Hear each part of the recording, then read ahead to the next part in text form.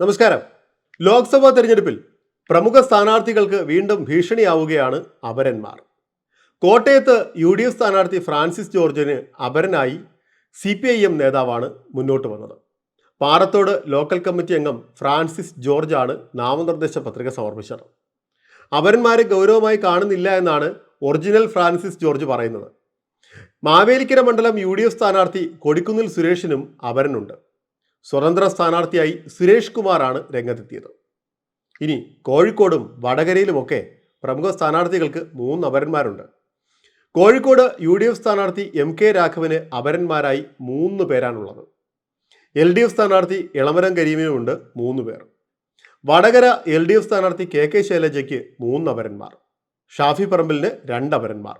NK പ്രേമചന്ദ്രന് അപരനായി ഒരാളുണ്ട്. കണ്ണൂരിലെ LDF UDF സ്ഥാനാർത്ഥികൾക്കും അപരന്മാരുണ്ട്. MV ജയരാജന് 3 അപരന്മാർ. UDF സ്ഥാനാർത്ഥി K സുധാകരന് 2 അപരന്മാർ. ശശി തരൂരിന് 1 അപരൻ. അടൂർ പ്രകാശിനുമുണ്ട് 2 അപരന്മാർ.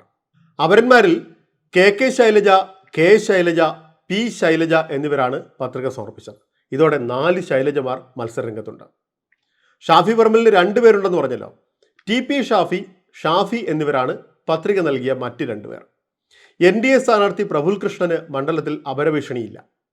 നാമനിർദ്ദേശ പത്രിക സമർപ്പിക്കാനുള്ള സമയപരിധി കഴിഞ്ഞതോടെ വടകരയിൽ ആകെ 14 സ്ഥാനാർത്ഥികളാണുള്ളത്. എന്തായാലും ഇക്കുറിയും അപരന്മാർ കുറച്ച് വോട്ട് പിടിക്കുമെന്ന കാര്യം ഉറപ്പാണ്.